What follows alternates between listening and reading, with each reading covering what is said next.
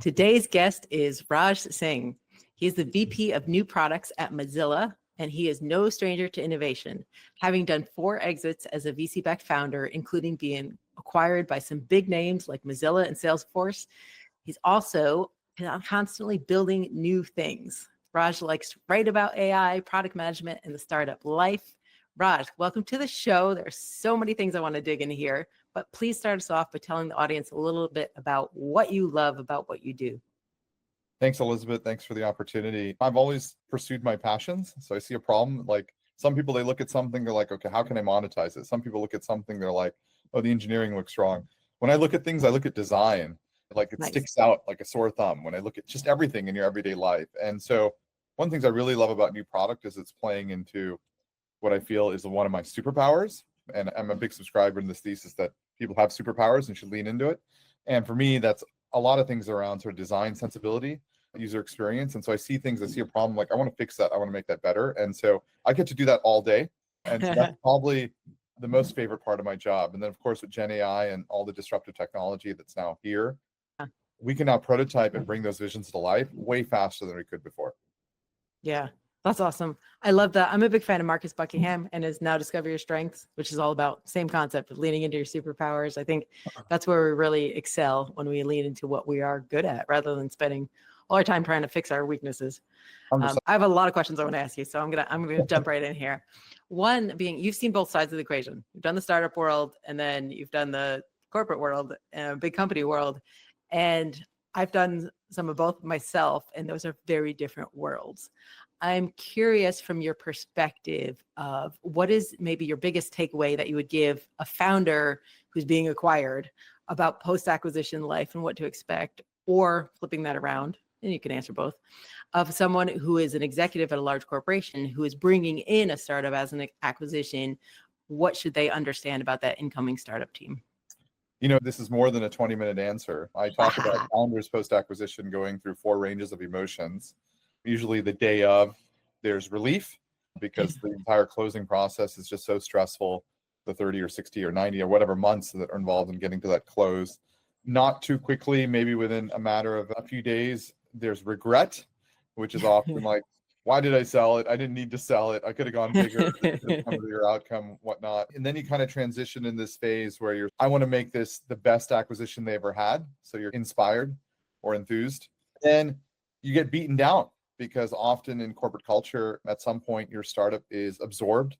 And at that point, there's process and there's guardrails and there's all sorts of things for various good reason. But as a result, you hit this point where I don't want to say apathetic as to imply that you don't care, but you're like acceptance. And it's at that sort of phase, you're like, you know what? It's not my brand. It's not my company anymore. I've given it my all or whatnot. And then after that point, you'll see founders leave and they go do it again. And some don't. Yeah. Some decide that, you know what? The corporate life is their rodeo, what they enjoy, and they're excelling there. And they love the empowerment from just having larger budgets and not having to fight for every single user and whatnot. So they don't go back. Sorry about the sneeze there. So I think those are big differences. Now, full circle to your question, I think in a startup, you're often hiring generalists, not specialists. And again, I'm talking about early stage startup. It's a little bit different if you're talking about later stage startup, like pre-IPO startups. Those are not really startups anymore. And you're an IC. I don't care what your title is. You could be CEO and you could be copywriter. You're doing everything. You figure it out. You high agency. I want to figure it out. You're obviously a very curious learner and whatnot. When you look at larger companies, the general default is to hire specialists, right? So think about archetypes of different roles. Less maybe craftspersons, more operators. Specialists have been working in a similar domain for a long time. Maybe have been working on just SEO for many years. They really understand that, or just go to market. And the reason is you have functional experts in every sort of role. Now, Gen AI is, of course, blurring this because it's democratized fractional expertise, but that is a significant and substantive difference. Of course, when you're dealing with a startup, there might only be a few stakeholders. When you're dealing with a larger company, there's many stakeholders. Leaning into competencies like communication and storytelling and collaboration are exceptionally important in a larger company because you have to get a lot more buy-in to make decisions and move things forward. And so I think, as I said, this is an hour-long conversation just going through this, but There are big differences. Often the other way around, to your original question, when you see executives leave a larger company and come into a startup, they're taken aback by how many things they have to figure out and do on their own again. Yeah. All of a sudden, people not replying to your emails because you're not part of a big brand and you just have to hustle for everything.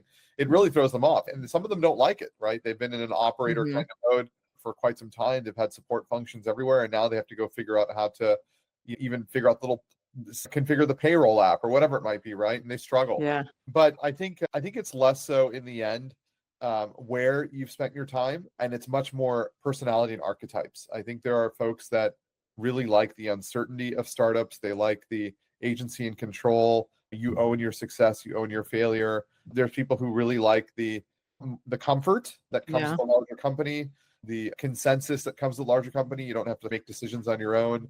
The cross learning because of all the fractional expertise and collaboration. So it really different. It highlights different strengths and different skills. And I think it's rare to be great at both, but I do think it's much more, again, about archetypes and less so, oh, I've worked 20 years in corporate, so I'd be bad at startups. No, you just haven't seen it. You can go try it. There's a lot of drive-by entrepreneurs, and you may realize you don't like it. And the same way is true the other way. There's a lot of folks who've been in startups their whole career, and they join a larger company, and they realize that's not for them, and they come back. Yeah. Yeah. You mentioned about being in a startup culture, you end up doing all the things, wearing all the hats. You wrote an article at the end of last year about the super IC. You're talking about the super Yes. individual contributor. And I thought that was a great way to really look at the benefits of generative AI in a lot of different roles. Can you talk a little bit more about that and how you see the workforce changing and how you see individual contributors becoming these super individual contributors with the help of AI? Yeah, so I alluded to this earlier. I think Gen AI is basically democratized, as I said, fractional expertise. So now I have Mm, experts at my fingertips. As a result, if I need to get certain work done, I'm not dependent on going and finding that data science expert or that way automation expert or that accessibility design expert. I can go to whatever LLM chatbot I use, ChatGPT, Gemini, whatnot, and I can ask and answer those questions myself. And I really feel this is a massive transformation when you think about individual contributor productivity in such a way that it has a new term, which is super IC, which I define as really a visionary sort of goal. Can you replace all your low leverage work so you can focus on high leverage things? So mhm. effectively, can you automate yourself? Can you replace yourself? It's a mindset. It's an archetype, as I said. And it's not, obviously, there's a lot of efforts happening across organizations about encouraging and upskilling Gen AI use within their workforce, but at a certain point, there is a little bit of uncomfortness with this whole thing, which is you have to change your workflows, right? You may be taking Yeah. notes a certain way your whole career. You may be using Google Sheets a certain way in your whole career. And all of a sudden now you have something that can help you. You're a developer and you've been writing code, and now you're writing instructions for AI to write the code, and then you're reviewing code. You're much more of a conductor than the actual organ player. And these are very uncomfortable. You're dealing with people's workflows and behaviors, but I strongly believe we're way past the sort of AI denialism maybe 2 years ago that a lot of the workforce, some folks of the workforce were in the camp of, and now the data is very clear. It is absolutely a productivity boost. It's not a passing fad. It's here to stay.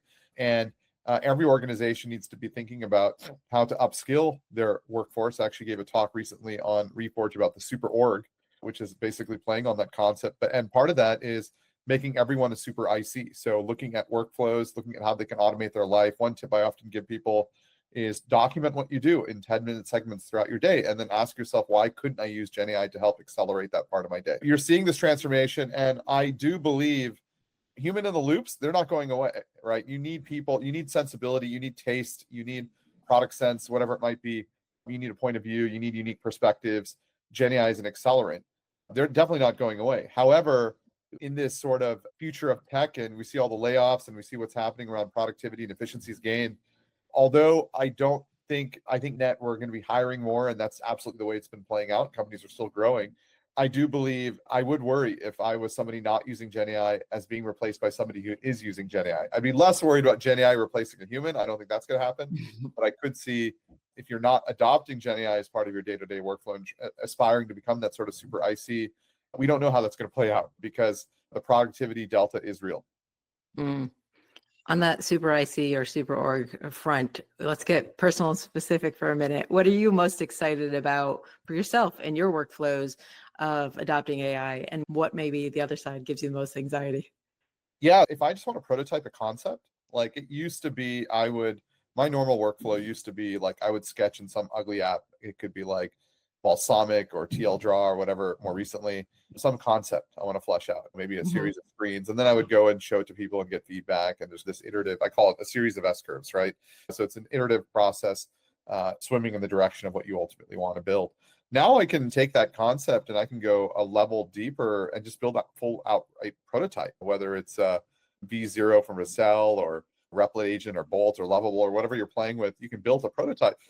And if you think about it, a lot of design and PRDs, they talk about product requirements documents, all these sorts of things. These are really just communication mediums. It's a way to communicate a concept, an idea, right? And now we can communicate that through a prototype faster than we could maybe through design. So I could take a prototype, I could get feedback, iterate on that, and then I could go to design after that step and say, okay, now I want to translate this into something higher fidelity in Figma before I go into engineering. Now I enter engineering, and now I can use agents as engineering partners. Now, agents are not taking this end to end into production. There's a lot of drift. It's 60% of the way there, whatnot, right? Especially when dealing with an existing code base. However, with human in the loop writing reviews and providing detailed instructions on what that workflow might look like, you're getting massive productivity gains. And then, of course, now we launch the product. Obviously, you have Gen AI there helping you with research all along the way. You have all these fractional experts. How do I launch? How do I go to market? Where should I submit? Whatever it might be, right? Internally, for example, one of the first things I did was use ChatGPT for data analytics. So typically you would go to a data sciences team, but now I was able to feed basically an example BigQuery, which is effectively like SQL, and say, hey, I need to figure this out. Here's the schema. Can you help me create some new SQLs? And then I would go run it in BigQuery myself and then map it into Looker Studio and generate graphs. And this was amazing, right? This is a whole Yeah. workflow that you would previously had to engage a data sciences team. So the fact that I've got all this sort of fractional things, I can do more things myself.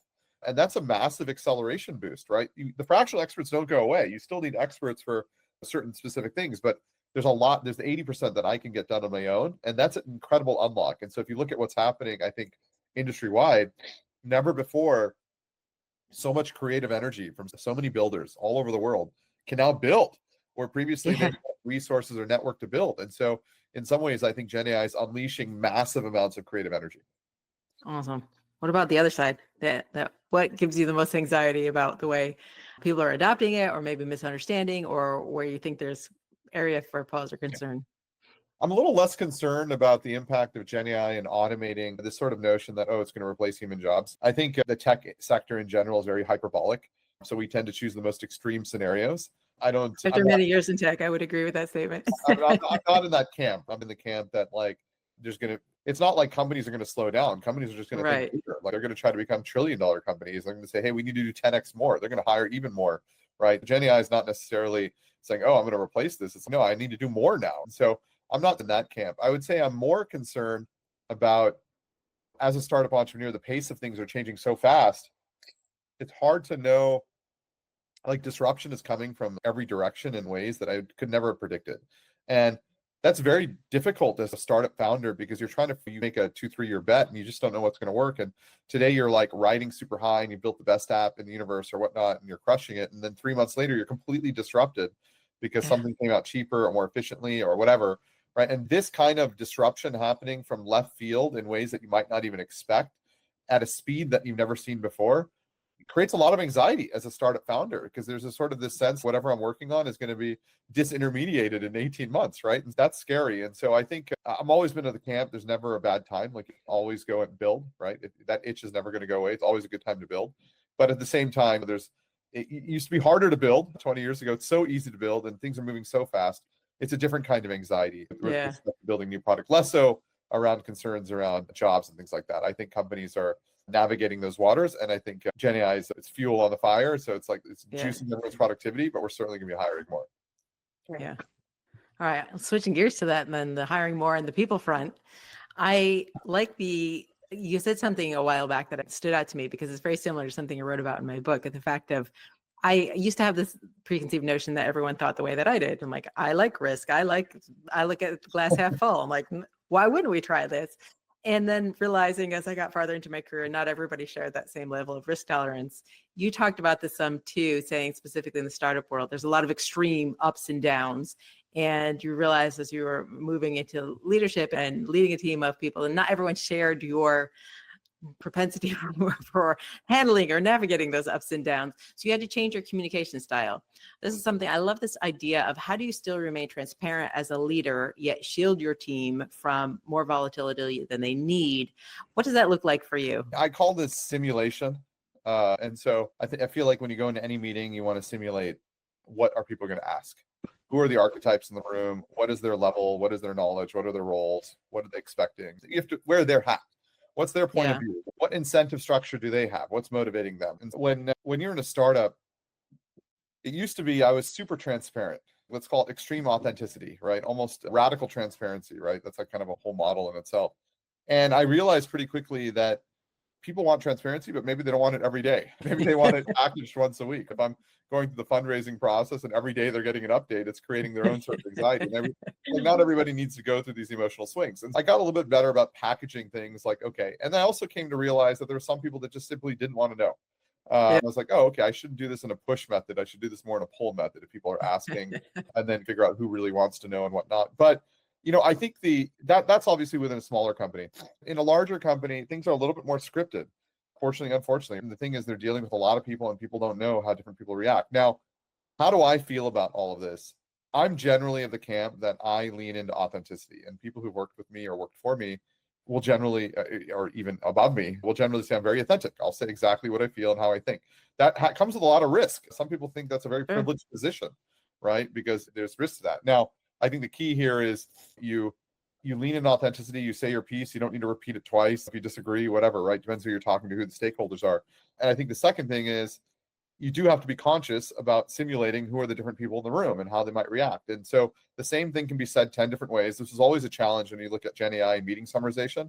You write a post-meeting summary for who? Are you writing it for the generalist? Are you writing it for the leader on another team? You're writing it for your colleague? You're writing it for one of your peers, right? It would be different depending on who the team member is. And I think the point is you have to simulate. You have to simulate like, okay, who are the stakeholders? And then you have to think about that. And I think all of that is obviously a skill. I do think you can get better at it. You can practice it, but I don't think people are as intentional about it. I think they walk into a room and then try to wing it, or they prepare one way of presenting something, but not recognizing, wait, no, now I'm talking to the CTO and they have completely different incentive structure. They're not thinking about like the business goals. They're thinking about like, how much craziness are you going to create on my cloud or whatever it might be, right? And so I think it's very important to simulate and then adjust accordingly.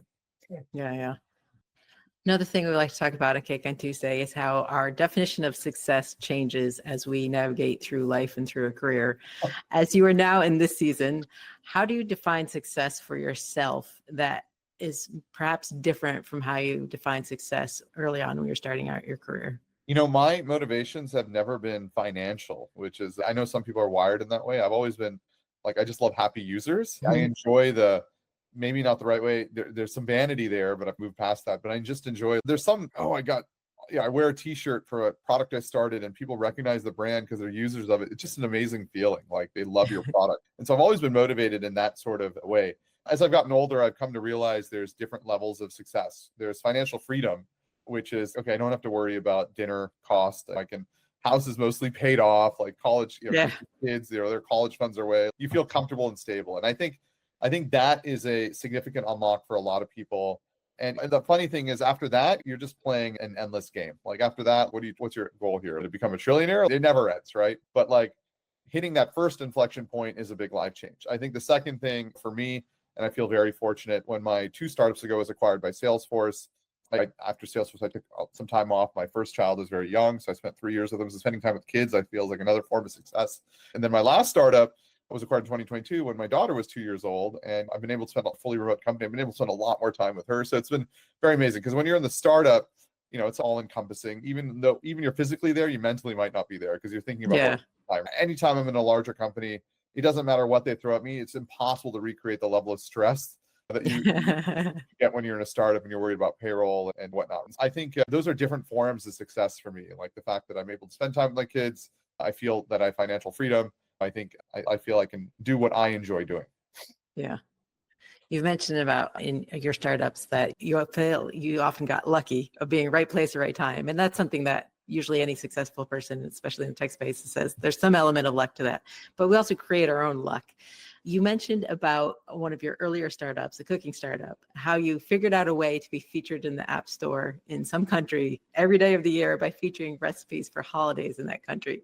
I love the scrappiness and creativity of that. Can you tell us a little bit more about that specific story and how you just found a creative way to be innovative? So 100%. Actually, with respect to luck, by the way, I had an old board member that said something which took a while for it to really resonate, and I thought it was cocky at the time. They said, "We never make the wrong investment; we just make it at the wrong time." And I was like, "Wow, what a statement!" And I realized because timing is everything, and you do have to get a little bit lucky. But at the same time, if you don't pursue your ideas, you don't roll enough bowling balls. So I think somebody else had once quoted to me that if you roll enough bowling balls, you eventually get a strike. And I think that's a great way to think about it. All the cooks, we were early on Android. We had a recipe community on Android. Just being early in the App Store, iPhone, Android at that time was a massive growth channel unlocking itself. We wanted to grow faster. And when you used to get featured there in the App Store, it drove a lot of clicks. Today, a feature doesn't really move the needle. But back then, it was a real thing. And what we realized was the App Store loved to feature cooking apps or food apps in general on holidays because people don't cook new stuff every day. As exciting as we all are, the data supports this. People cook the same 7 things. That's the average, right? And part of it's predictability, comfort, easy, whatever, right? And when it comes to, I want to cook something new, maybe it's on a weekend when you have some time, but often it's on a holiday. Why? Because friends and family are around. Maybe there's others who can help. Maybe you have more time. And what's a celebration without food? Exactly right. And so the App Store, as it would make sense, loves to feature cultural type of apps, those sorts of apps on holidays, food apps. And so we said, hey, what if we identify all the holidays in the world? Not a crazy ask, right? So this is pre-ChatGPT era. This is even before where the internet is today, right? Harder to find this sort of data, but we managed to find that list. And then we realized, because recipes are not actually copyrightable, so you can actually index it all from the web, we realized that there's just a general lack of recipes for a whole range of random holidays. I don't want to say random as to diminish their value, but a whole range of holidays in different countries all around the world. And we said, wow, what if we could find out what people cook in those days? So literally on Craigslist posting, hey, are you familiar with X, Y, and Z holiday in the country of whatever, Morocco? And do you know what foods they cook on those days? Would you be able to provide us recipes? And we'll pay you like $10 or $5. It wasn't a lot, right? And people are like, sure, it's easy money, right? They just have to write down the recipe and how you make it. And then we now had a database of recipes for specific holidays. And so now all of a sudden we could geo-target our app so we knew what country you're in. And then on that day, if it was a holiday, we'd say, oh, here's some specific recipes for XYZ holiday in your country today. And then we'd go to the App Store and say, hey, feature us in Morocco because it's a holiday there today. And we have special recipes for that day. And they're like, sure. And then boom. And next thing you know, we got to 20, 30 million users within 1 year, which is phenomenal. I love that. Hacking that innovation process by finding a new creative way to go about it. That's fantastic. Thank you so much, Raj, for being here on Cake on Tuesday. Where can people find you, learn more about you? So they can find me on LinkedIn. It's linkedin.com/in/Rajan Singh. Twitter, it's @mobileraj. I have to give a shout out to one of the products I'm working on with a new products at Mozilla called Solo. It's at soloist.ai. They can find me anywhere there. They can find some of my projects on Linktree @mobileraj. Yeah, happy to connect. Awesome. Thank you so much. Thank you, Elizabeth. Stop the recording here.